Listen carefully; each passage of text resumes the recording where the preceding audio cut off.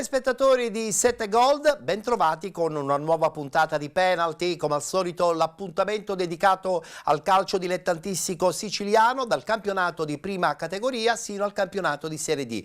Nella puntata del mercoledì, come al solito, riflettori puntati sul campionato di Serie D, dove domenica prossima si vivrà il grande big match tra Reggina e Siracusa, mentre per quanto riguarda il campionato di eccellenza continua la lotta in entrambi i gironi.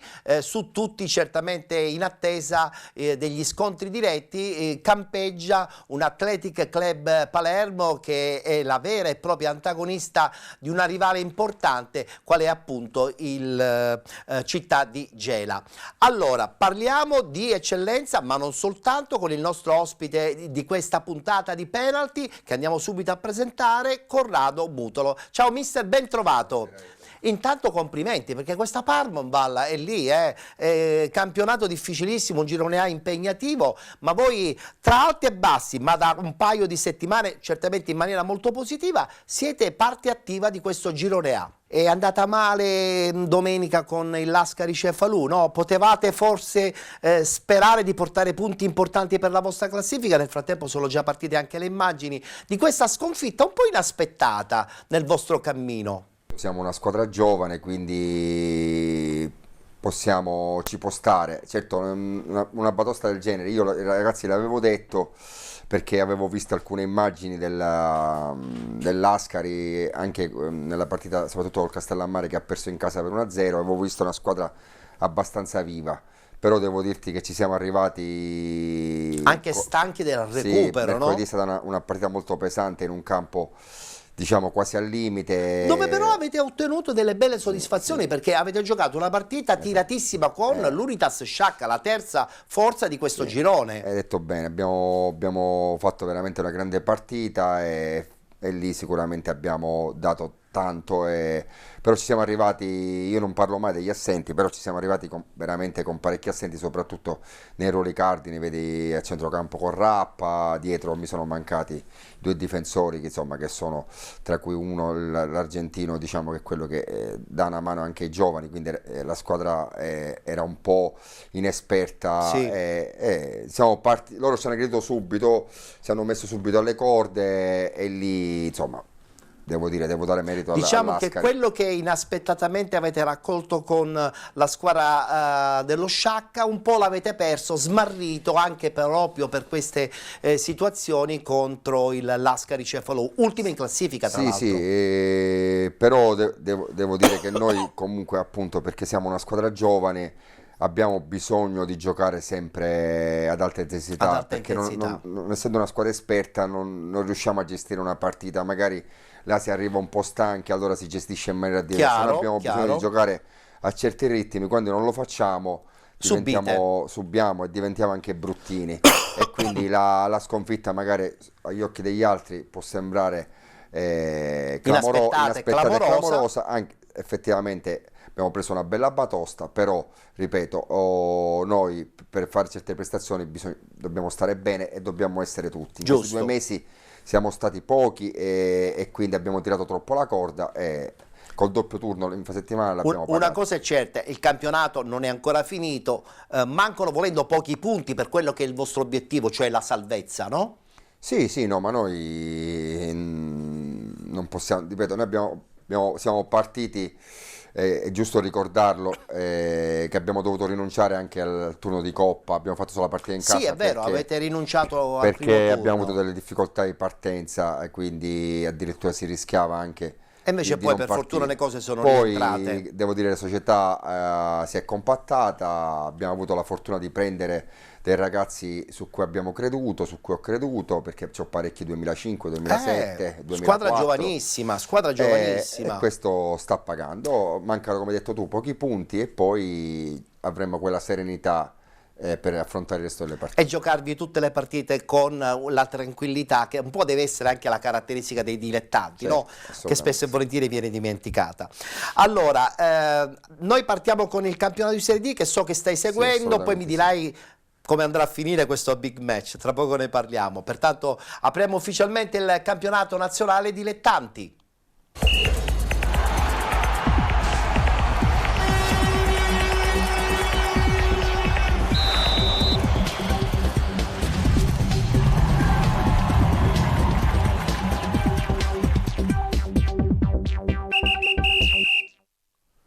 Domenica si è giocata la quinta giornata di ritorno, subito la schermata dei risultati. Enna Calcio Città di Sant'Agata 1-1, Nis FC batte Locri 1909 2-1, Paternò Scafatese 0-0, San Biase batte San Cataldese 2-0, così come il Siracusa che vince in casa 2-0 contro l'FC Pompei, 4-0 della Vibonese contro la Castrum Favara, vittorie fuori casa della Nuovige Virtus contro l'Acragas, vittoria fuori casa anche importantissima della Regina 1914, 4-0 contro il Città di Acireale ed infine la vittoria anche questa fuori casa della Ragusa Calcio contro il Licata 4-1. Lo abbiamo già anticipato, la classifica vede in testa questo Siracusa al primo posto, al secondo c'è questa Regina 1914, solo 3 punti e guarda caso proprio domenica prossima ci sarà il big match. Continuiamo con la classifica, 45 punti il San Biase con 42 Scafatese e Vibonese Calcio, con 33 Nis FC, 30 punti Nuovige Virtus e Paternò Calcio, 28 Castrum Favara, con 26 Enna Calcio, 23 Ragusa Calcio e San Cataldese, 22 Locri 1909, con 21 insieme alla Città di Acireale l'FC Pompei, 19 punti Licata Calcio, con 17 il Città di Sant'Agata, ultima in classifica l'Acragas con 14 punti. Domenica tutti al granillo perché il big match prevede addirittura la presenza di oltre 15.000 persone, la scaletta comunque prevede anche Castrum Favara Paternò Calcio, Città di Sant'Agata Città di Acireale, FC Pompei Nis FC, Locri 1909 San Biase, Nuovige Virtus Licata Calcio, Ragusa Calcio Enna Calcio, la già citata Regina 1914 Siracusa Calcio, San Cataldese che giocherà in casa contro la Vibonese ed infine Scafatese Acragas.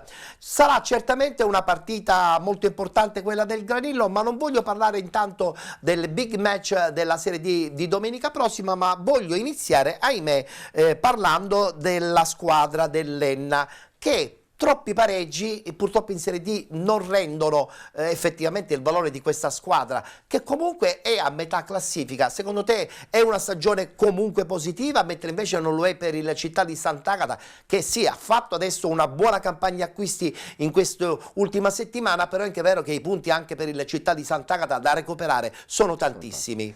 Sì, l'Enna effettivamente ha una buona squadra, non riesce a incanalare qualche vittoria, però io credo che muove la classifica, sì, però con un punto e però pochino. Io credo che per quello che per le squadre che insomma che ci sono, che lottano per non retrocedere, è una di quelle che secondo me si tirerà fuori perché ha un buon organico.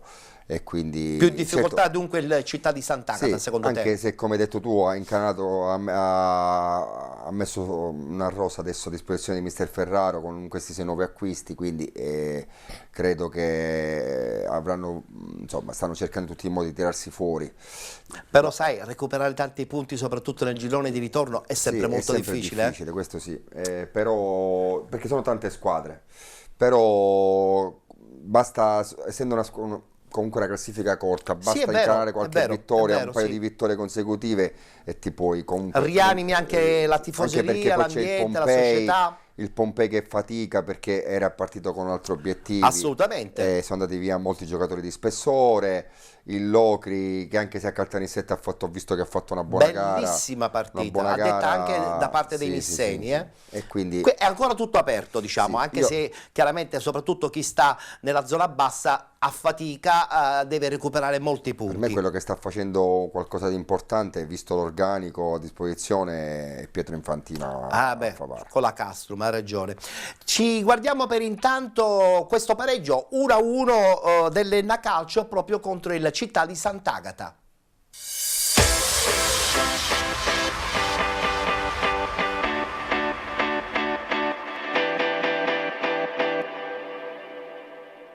È quinta giornata nel girone di ritorno del campionato di Serie D. Stadio Generale Gaeta, l'Enna ospita il Città di Sant'Agata per un match crocevia di questa seconda parte di stagione. I gialloverdi infatti sono chiamati a ritorno alla vittoria dopo 5 pareggi consecutivi. I gialloverdi cercheranno di approfittare della crisi di risultati degli ospiti, attualmente penultimi in classifica, tirrenici che dopo 3 KO consecutivi hanno accolto in settimana Mister Ferraro, subentrato all'esonerato Ezio Raciti. Partiamo allora col film del primo tempo. Alle al 15esimo, attacca Lenna, calcio di punizione di Rodella, c'è una deviazione, palla pericolosa, viene sventata da Minguzzi in calcio d'angolo. La risposta al 26esimo, Catalano serve Faccetti in area di rigore, irruento l'intervento di Bamba in area ed è calcio di rigore. La chance sul destro di Giovanni Catalano e lui non sbaglia, spiazzando il portiere e facendo 0-1 Città di Sant'Agata a sorpresa avanti al generale Gaeta di Enna, quando il direttore di gara fischia 2 volte mandando le formazioni negli spogliatoi. Un gol pesante, potenzialmente quello di Catalano, ma mister Pagana cerca di risolverla con i cambi. Escono Otero e Bamba, entrano Calombola e Nardella. Minuto 50, punizione dell'Enna che attacca, ancora Nardella a cercare il colpo di testa di D'Agata. Uno dei nuovi arrivi del mercato invernale, si vede la strada sbarrata dall'intervento di Minguzzi. Poi al 52esimo Moreso, neoentrato, cerca la conclusione con la mancino ma finisce sballata oltre la traversa, esce Aperi dentro di piedi. 60esimo, ancora Nardella, pericolosissima la punizione, non arrivano né Cicirello né João Pedro. 67esimo, Lenna cerca un pari che adesso sarebbe meritato, ma Minguzzi dice no sulla conclusione da parte di Calombola sulla ribattuta. D'Agata trova il gol, ma a quel punto in fuorigioco 2 cambi nell'Enna, escono a mente João Pedro dentro casa di Dio e Cristiano. 86esimo, pallone a Rodella, all'indietro Demoleon conclude, deviazione, Cicirello trova il gol del pareggio. Lenna fa 1-1 a 4 dalla fine. La firma è pesante ed è dell'ex di Giorgio Cicirello. 96esimo, Lenna per cercare i 3 punti, Nardella sfonda a destra, entra in area, c'è questo intervento del difensore del Città di Sant'Agata alle spalle, ma secondo il direttore di gara non c'è calcio di rigore. Tra le proteste scatenate della compagine locale finisce così infatti al generale Gaeta di Enna e Città di Sant'Agata si dividono la posta in palio, finisce 1-1.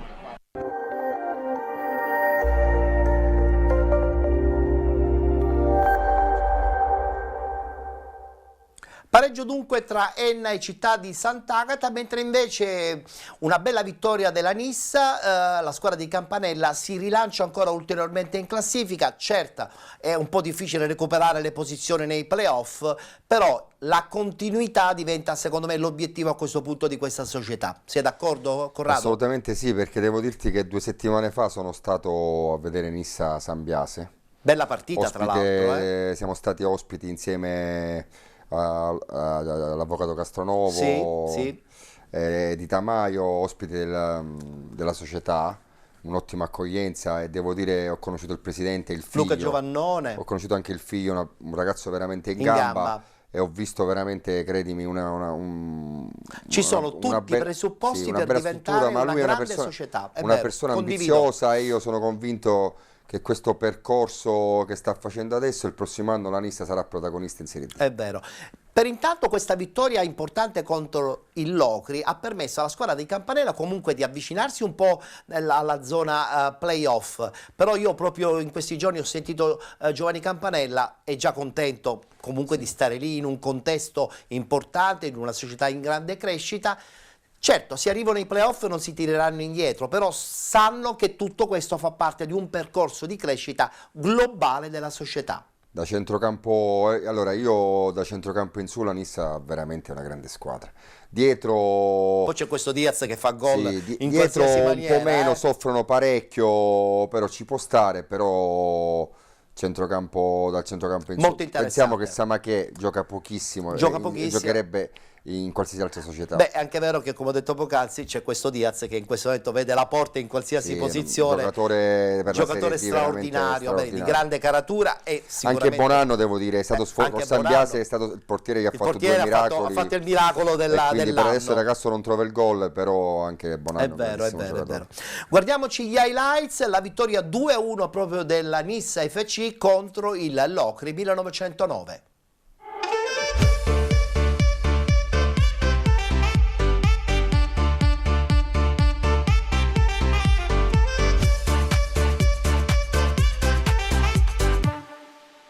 Da una parte parte chi ambisce ai playoff, dall'altra chi vuole allontanare la zona playout. Due situazioni diametralmente opposte, quelle di Nissa e Locri, impegnate nella 22esima giornata del girone I di Serie D. Prima occasione di Marca Nissena al 7º, Bonanno servito in profondità con astuzia fa sbattere un difensore calabrese con il proprio portiere, poi Rotulo prova a calciare in rete, di nuovo Bonanno e ancora Rotulo, vengono murati dalla retroguardia Amaranto che si salva come può.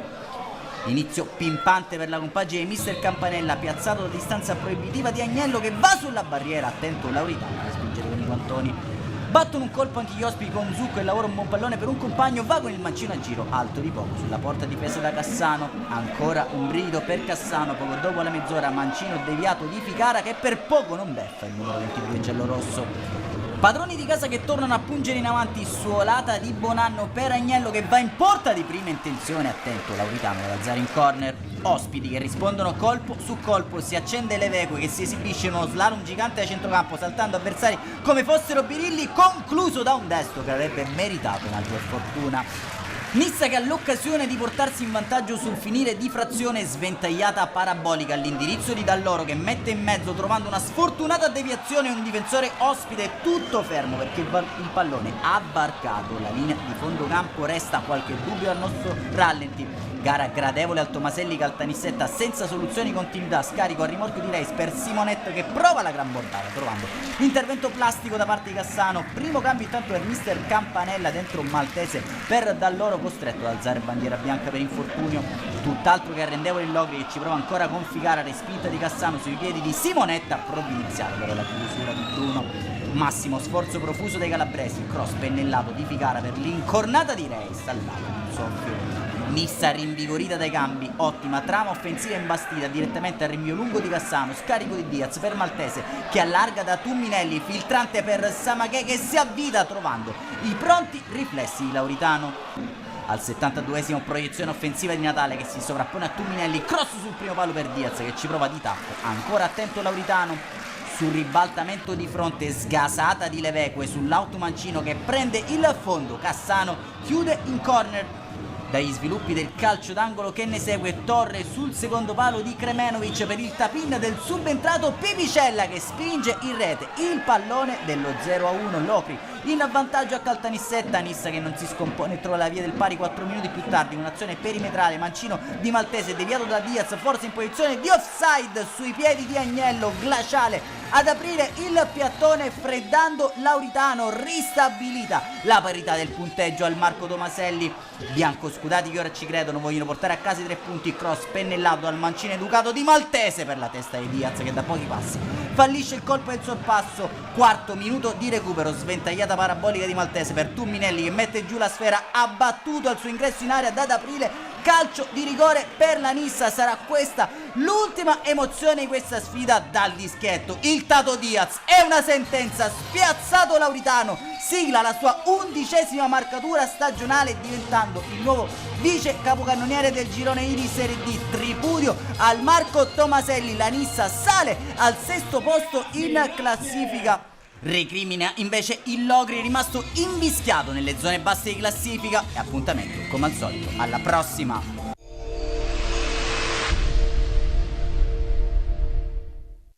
Nissa dunque vincente, mentre è finita 0-0 la partita tra Paternò Calcio e Scafatese. Scafatese che con questo pareggio probabilmente mette una parola fine al suo progetto di tentare quantomeno di essere veramente la terza incomoda di questo girone. Conrado. Sì, devo dirti che secondo me è la vera delusione del campionato, perché comunque il presidente, per quello che mi dicono, una il budget è stato considerevole. Sì, secondo me siamo ai livelli di Siracusa e Reggina. Eppure non è andata bene. Eppure non riesce, ha perso troppo punti in casa, fuori casa ha perso delle partite.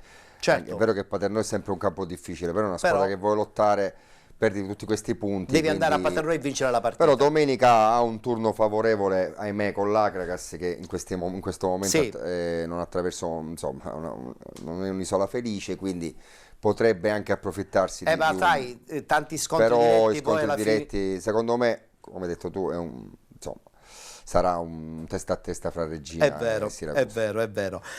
Guardiamoceli questi highlights, perché il Paternò comunque ha fatto una bella partita, 0-0 proprio contro la Scafatese.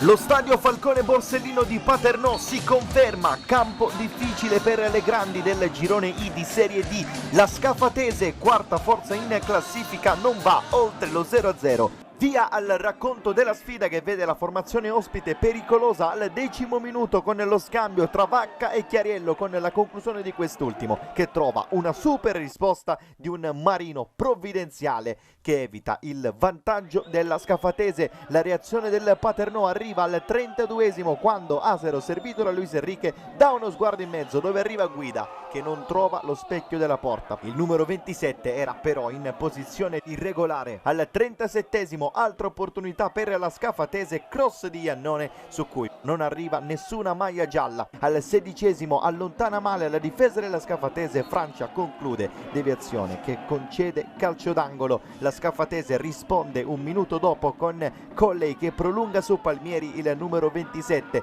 dà uno sguardo alla porta, prova il tiro ma trova la risposta di Mileto.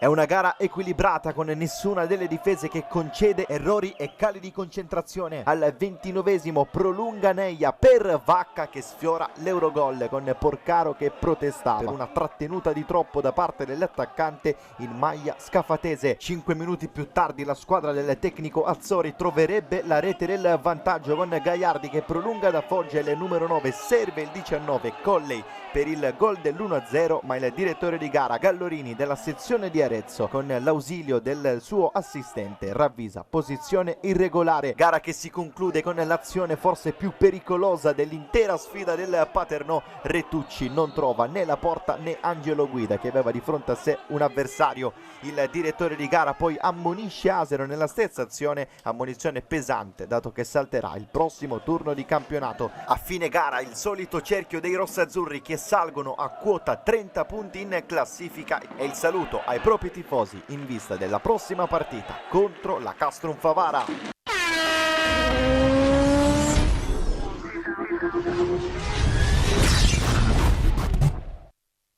E parliamo adesso del Sambiase. Voglio sentire la tua. Sambiase che ha giocato certamente con l'entusiasmo di tutto l'ambiente, però poi alla fine i valori tecnici vengono fuori, soprattutto in un campionato di Serie D dove hai dentro Siracusa e Reggina.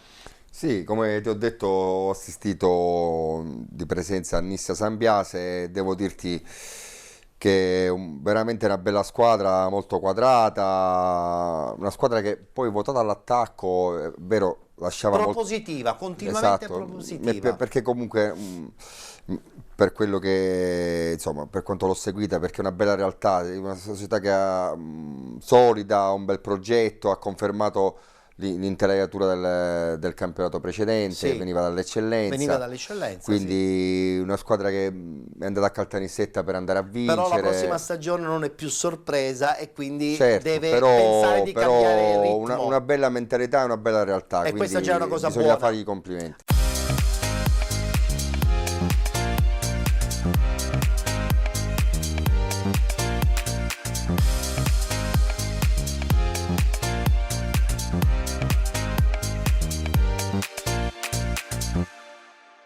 Il Siracusa batte 2-0 il Pompei e conquista la quarta vittoria consecutiva. Partita vivissima con subito gli ospiti pericolosi per un fuorigioco non fischiato a puntoriere che prova il pallonetto sull'attento Iovino. Risposta retusea subito un minuto dopo con Alma, il suo tiro però è centrale. Ancora un minuto dopo il terzo ci prova Maggio di testa, la palla finisce alta sul cross di Alma.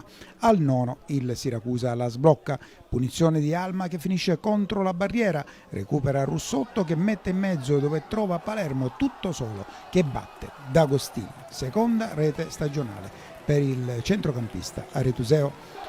Al decimo ancora Siracusa con Alma, il sinistro sotto la traversa, D'Agostino ci arriva in calcio d'angolo.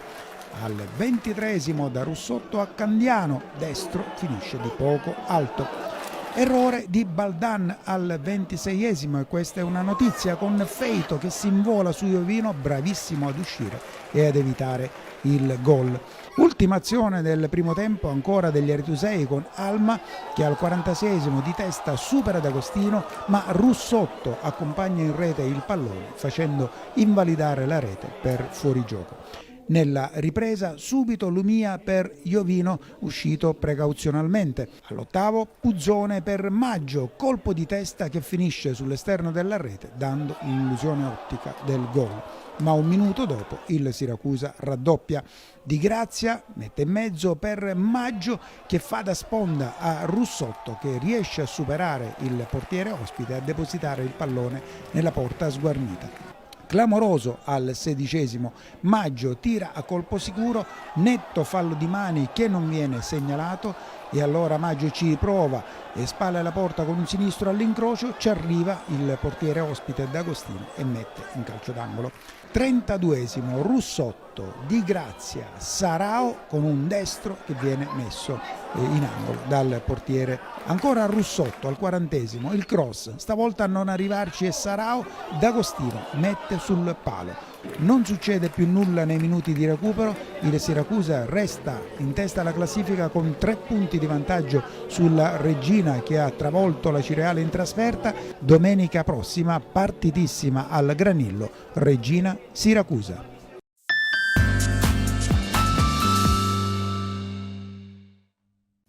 2-0 facile dunque per il Siracusa contro l'FC Pompei. Continuiamo a raccontare questo girone I del campionato di Serie D. Parliamo adesso della Vibonese, che vince facile, anche un po' inaspettatamente, contro la Castrum Favara. Non è crisi probabilmente per la squadra di Infantino, però è anche vero che tornare a casa con 4 reti è sempre molto molto brutto. Diciamo che come ha detto all'inizio io, c'è una squadra abbastanza giovane, sì, ha è vero. elementi di categoria, però hanno fatto un progetto avendo comprato il titolo, quindi loro non avevano un grosso budget a disposizione. Giustamente, dovevano quindi iniziare anche la tutto da Vibonese capo. è una squadra di tutto rispetto, Certo, quindi certo. in alcune partite I budget sono anche diversi, esatto, in alcune partite i valori possono venire fuori, in Chiaro. questo caso ahimè per il Favara è venuto fuori. Diciamo che per il Castrum Favara non credo che ci siano problemi di classifica, nel senso che io sono dell'idea che la squadra di Infantino la salvezza ce l'ha già in tasca, o non Sì. credo che avrà grandi problemi. No, la Serie D è un campionato tosto, quindi Condivido, non bisogna- questa non- cosa non- è giusta, non quella che bisogna, dici. non bisogna cullarsi, però rispetto alle altre insomma ha una percentuale un po' più alta per È vero, salvarsi. è vero. Dopo la Vibonese che vince 4-0 contro la Castrum Favara, possono già partire le immagini, ahimè, dell'Acragas, che tu conosci molto bene, no? L'hai vissuta indirettamente, e quindi sai benissimo che una piazza come quella, vederla scivolare sempre di più, adesso addirittura con Deni che ha mollato definitivamente tutto il progetto, fa veramente male. Sì, questo mi dispiace, io come hai detto tu l'ho vissuta in eccellenza. Agrigento, non me ne voglia, è una piazza, non si riesce a fare calcio come la città merita, e quindi ahimè queste vicissitudini non fanno bene, hanno una grande tifoseria. Però ha problemi con lo stadio, non si riesce a investire. Però è anche vero che spesso e volentieri le cordate che si sono avvicendate hanno un po' mollato, con una gran confusione tecnica, Sì. organizzativa. Per L'ultima, me, questa di Deni, lo dobbiamo ammettere, è stato un secondo me fallimento. è stato, sì, poi non lo so le motivazioni quali sono state. Secondo me l'Acragas l'anno scorso non ha fatto male, ha fatto un buon campionato, non capisco il Ma motivo. forse era quella la sua dimensione. Esatto, Quest'anno perché magari si aspettavano di più. non si è dato continuità a quel tipo di progetto. Certo, non hanno preso giocatori negli ultimi arrivati, È vero, però è vero. troppi cambi in panchina, troppa confusione, anche l'ultima che una città come Agrigento non merita, io la chiamo la barzelletta di Canzonieri, che sì, anche quella è stata una cosa che cosa voleva fare. Non riusciamo neanche a capire chi ha ragione, bisogna chi ha mettersi torto. nei panni dei ragazzi, secondo me la squadra questa l'ha risentito E poi alla fine è piano piano crollata. si molla, sì. È vero, è vero, è vero. Ritorniamo a parlare della Regina, perché questa Regina vince 4-0 in casa del Città di Aceriale. Sentiamo le parole anche di Trocini.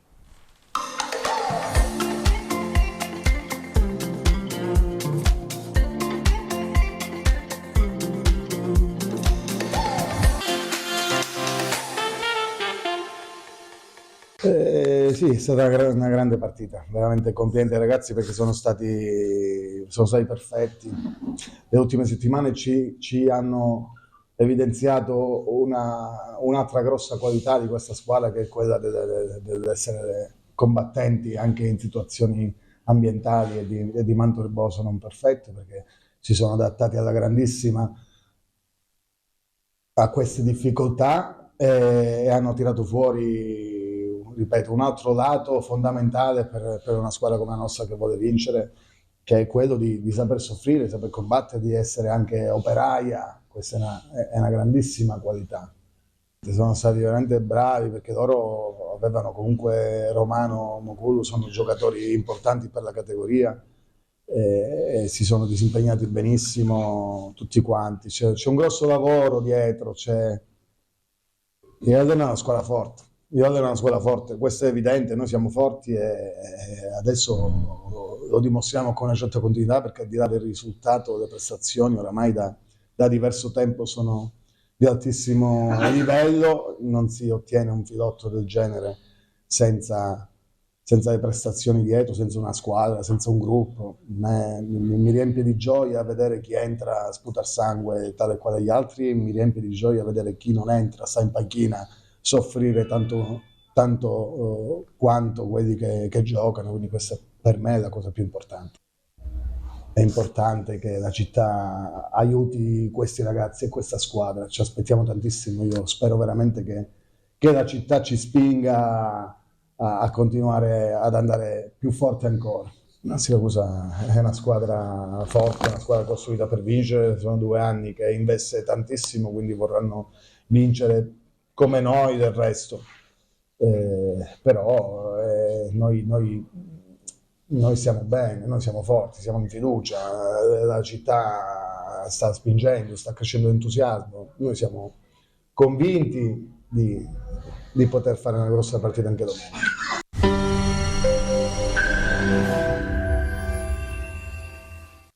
Certo che quando un allenatore parla così vuol dire che ha il polso della squadra assolutamente in mano, è convinto delle potenzialità del suo gruppo e sono sicuro che comunque sarà una bellissima partita. Vedremo quello che succederà.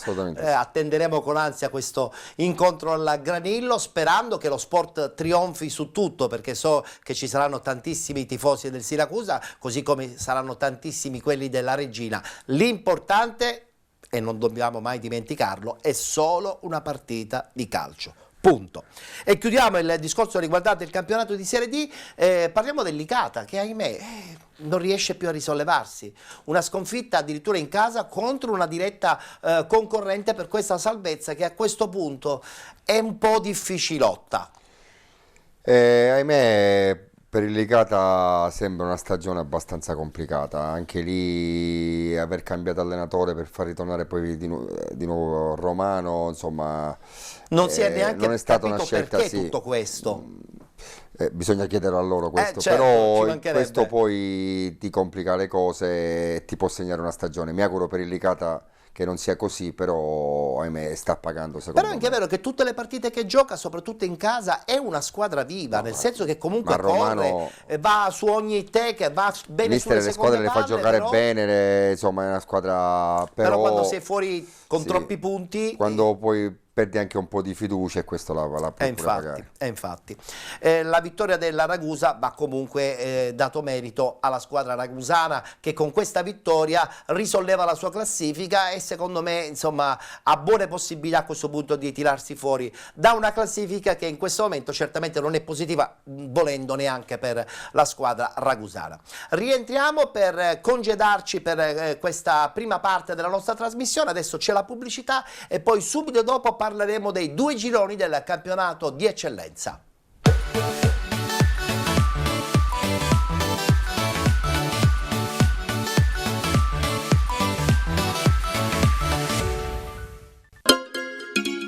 Benvenuti da Giada Immobiliare.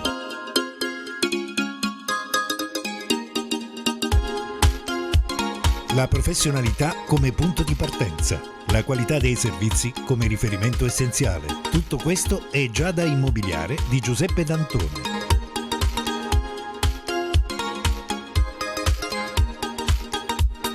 Servizi di compravendita ed affitti, supporto per concessioni mutui e consulenza finanziaria ed inoltre assistenza a partecipazione ad aste giudiziarie e consulenza tecnico-legale. Giada Immobiliare, via Etnea 734, Catania. Info 095 61 74 981 oppure 095 61 74 973. Visita il sito con le nostre proposte www.giada-immobiliare.it.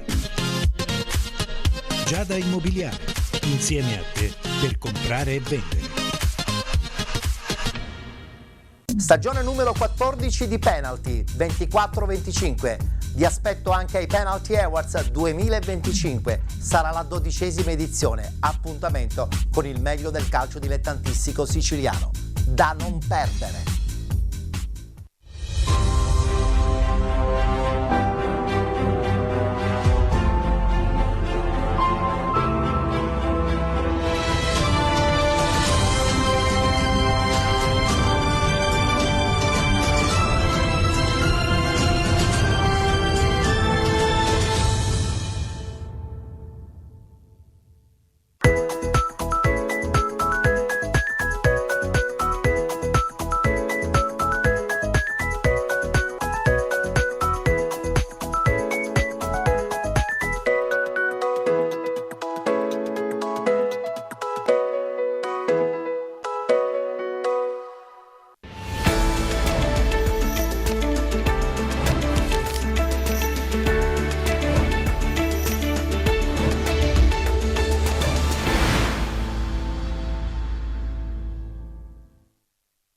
Seguiteci ovunque, sportivi siciliani, siamo anche sulla pagina Facebook Penalty e anche sul canale YouTube Penalty Programma Sportivo. Partiamo con la seconda parte, gli ultimi 20 minuti sono dedicati ai 2 gironi del campionato di eccellenza, partiamo con il girone A.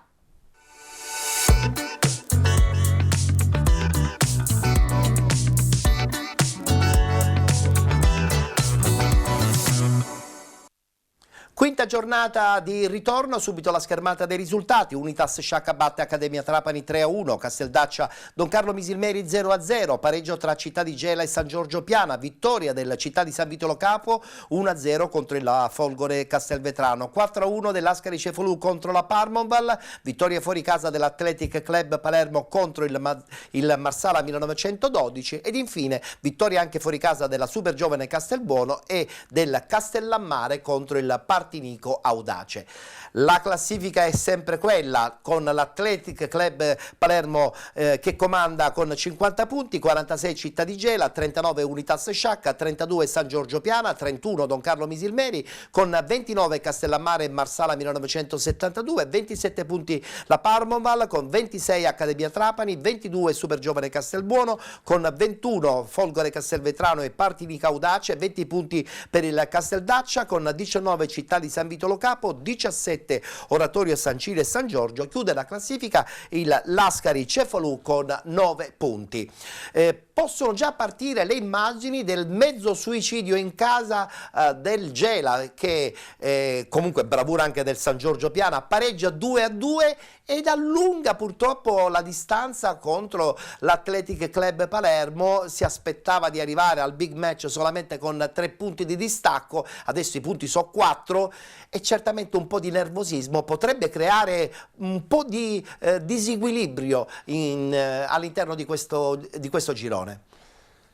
Allora, devo dirti che alla vigilia sembrava un turno favorevole al Gela perché l'Atletico giocava a Marsala in un campo difficile, come poi si è dimostrato, e il Gela giocando in casa, insomma, i pronostici erano a favore. Invece, non le sbagliava da tanto tempo le partite. Sì.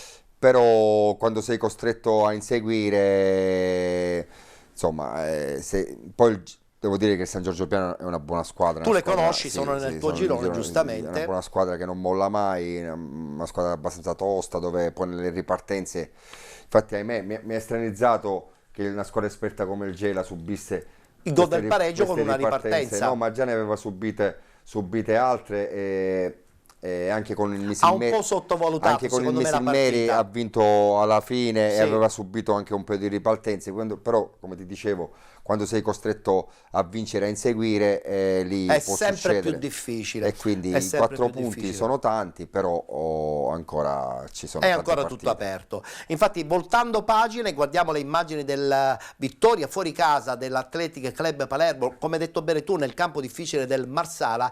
Lì ti rendi conto che probabilmente la squadra palermitana è anche più allenata mentalmente, è più pronta a stare in vetta e a subire anche la pressione delle inseguitrici.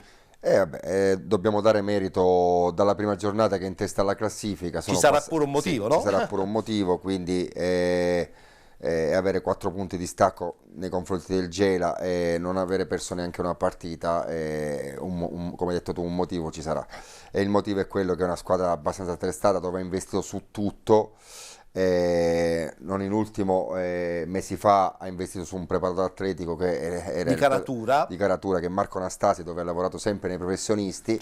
Hanno preso il velodromo, quindi uno stadio dove allenarsi, anche e poi non ci dimentichiamo, e mi darai ragione Corrado, che ad allenare questa squadra è il Filippo Raciti. Infatti hanno fatto un investimento sullo staff tecnico di spessore, e uno staff tecnico con una mentalità vincente.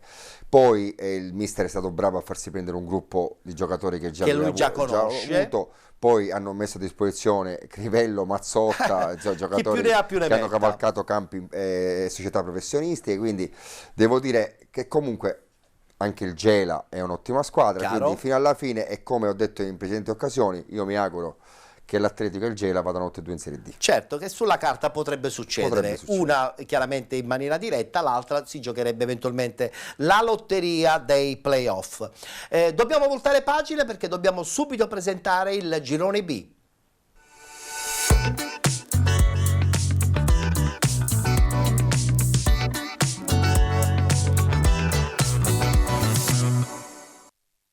Che qui domenica si è giocata la quinta giornata di ritorno, la vedete già, questa è la schermata dei risultati. Leonzio 1909 che vince in casa della città di Aci Sant'Antonio, pareggio tra Città di Avola 2020 e Ionic FC, vittoria importante per la squadra ragusana del Vittoria 3-0 in casa della Leonfortese, 1-0 del Milazzo contro il Gioiosa, 4-0 del Modica contro il Città di Mister Bianco, e poi a seguire Nebros che vince in casa contro il Real Siracusa Belvedere, Rosmarino 1-0 in casa contro il Mazzarone Calcio, chiude la vittoria esterna dell'Imesi Atletico Catania 2-1 contro l'SC Palazzolo. Anche qui certamente la classifica ci fa capire che probabilmente dovremo attendere ancora qualche settimana per capire se effettivamente questo Milazzo si porta a casa la meritata, credo sulla carta, vittoria del girone. La squadra messinese al primo posto con 47 punti, 43 Modica, 40 Vittoria, 38 Nebros, 36 Città di Avola 2020, con 30 Imesi Atletico Catania, 26 Leonzio 1909, 25 Ionic FC, con 24 il Gioiosa, 23 SC Palazzolo insieme al Rosmarino, 22 Leonfortese, con 17 Città di Aci Sant'Antonio, 16 punti per il Real Siracusa Belvedere, 14 per il Mazzarone, chiude il Città di Mister Bianco con 6 punti. Siamo di fretta, pertanto guardiamoci subito il servizio della bella vittoria del Milazzo 1-0 contro una rocciosa Gioiosa, e poi diremo la nostra, soprattutto il nostro ospite, su questa possibile vittoria finale del Milazzo nei confronti di un Modica che comunque non molla.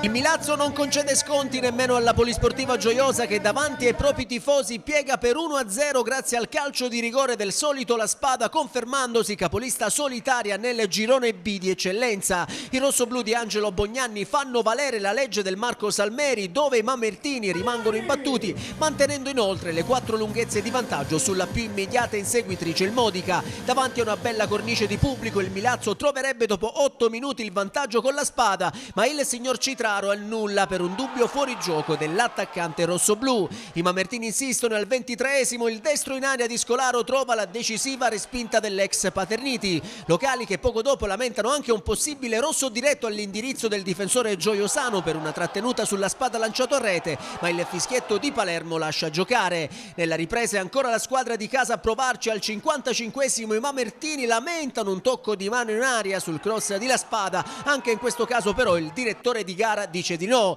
Il Milazzo continua a costruire. Al 74esimo il tentativo sotto porta di Diallo non sortisce l'effetto sperato. Gli sforzi dei rossoblù vengono comunque premiati al minuto 82, quando l'arbitro concede loro la massima punizione per un presunto tocco di mano in aria, e dal dischetto La Spada non sbaglia, facendo così Milazzo 1 Gioiosa 0, e per il classe 2001 mamertino si tratta dell'11ª rete in campionato, la quinta nelle ultime 5 gare giocate. Nei minuti finali da registrare anche un'espulsione per il Gioiosa, che si ritrova costretto a giocare gli ultimi scampoli di gara in 10 uomini, e in pieno recupero gli ospiti tentano comunque l'assalto disperato, ma i loro sforzi non producono il pareggio sperato. L'1-0 finale consegna dunque al Milazzo la terza vittoria di fila e l'11º risultato utile consecutivo. Rossoblù che si portano a quota 47 punti in classifica, mantenendo il primato solitario, mentre il Gioiosa rimane fermo a 24 punti e con un vantaggio di 2 lunghezze sulla zona play-out. Milazzo 47 punti, Modica 43 punti. Nel frattempo possiamo già vedere le immagini della vittoria contro il Città di Mister Bianco, e sento il nostro mister Corrado Mutolo e vorrei capire: è finita qui? Questi 4 punti saranno sufficienti alla squadra di Bognanni per giocarsi in tranquillità il prossimo big match proprio contro la squadra modicana, oppure dobbiamo aspettare anche che comunque il Modica continui sulla sua strada facendo punti a sua volta?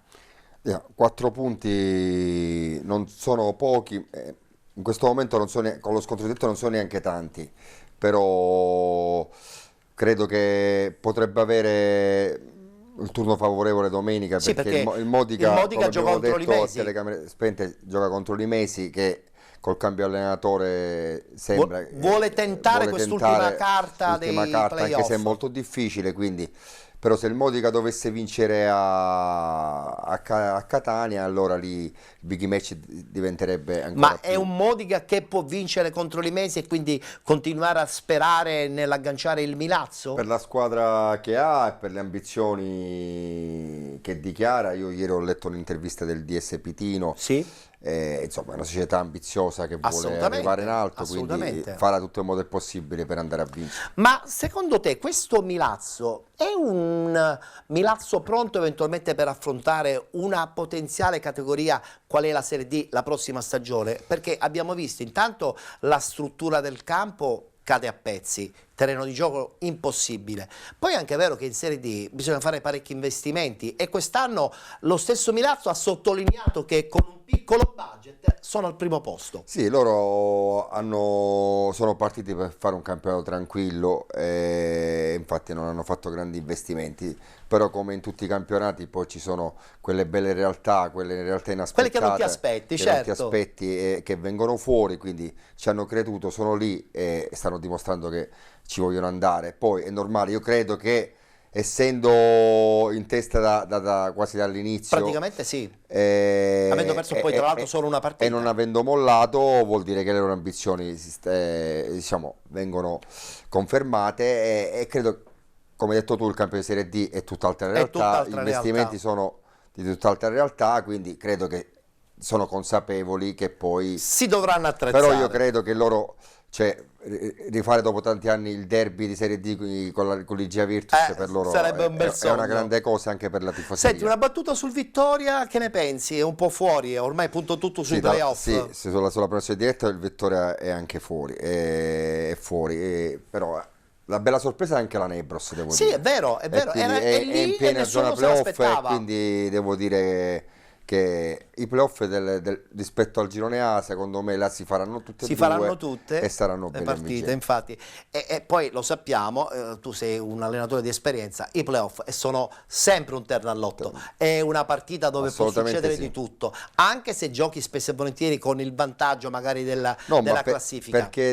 Perché poi se tu lotti per vincere il campionato e poi per un niente non lo vinci, lì poi puoi avere il contraccolpo. È una squadra che invece che si trova lì consapevole che già io l'ho vissuta con la Parmonval, da quarta in classifica siamo arrivati ai playoff nazionali. Addirittura, sì, mi ricordo che poi purtroppo andarono male, però è anche vero che sei partito con tanti handicap, poi te la sei giocata, però addirittura la possibilità con il nazionale. Abbiamo quasi chiuso, abbiamo gli ultimi 60 secondi, voglio ritornare a parlare di questa Parmonval. Mi hai detto che hai condiviso con la società il progetto sui giovani. Bravo, perché bisogna lavorare sui giovani, perché se non ci si lavora quando giocano nel campionato di eccellenza, questi ragazzi poi arrivano a giocarsi il campionato di Serie D con un handicap, quello di non avere avuto esperienza. No, stiamo valorizzando parecchio ragazzi che negli anni non hanno avuto tante possibilità di mettersi in evidenza, ci abbiamo scommesso. Ti ritieni contento della tua stagione? Sì, assolutamente sì. Penso, guarda, faccio una battuta, se dovessi dire il budget che abbiamo speso, molte società potrebbe venire impazzirebbero. Un po' impazzirebbero, però noi non ci possiamo permettere solo questo, e devo dire però che grazie a questo siamo una società alle spalle abbastanza solida, che non ci fa mancare niente. Sperando che l'amministrazione pensi a sistemarvi il campo, perché purtroppo la struttura sta messa male, Corrado. Sarebbe il fiore all'occhiello. Chiaramente non è colpa tua. No, ma se dovesse essere così sarebbe veramente il fiore all'occhiello anche per la città di Palermo. Soprattutto è in una bella zona, una delle zone più belle di Palermo, e quindi avere una struttura del genere sarebbe veramente qualcosa di importante. Immagino. In bocca al lupo per la stagione, allora. Grazie, speriamo di rivederci presto. Assolutamente sì. Mi raccomando, non molliamo, perché Palermo, la Parmonval, che è certamente un nome importante nel mondo del calcio dilettantistico da sempre, deve continuare anche a tirare fuori dei giovani interessanti. Sarà il nostro obiettivo, come sempre. Grazie a Corrado. Grazie a te. Mister Corrado Mutolo, ospite della puntata odierna di Penalty, che si conclude qui. Grazie per essere stati con noi. Vi ricordo che se volete rivedere questa puntata basta visitare la pagina Facebook Penalty, oppure andare a visitare il nostro canale YouTube Penalty Programma Sportivo. Grazie per essere stati con noi, appuntamento alla prossima settimana.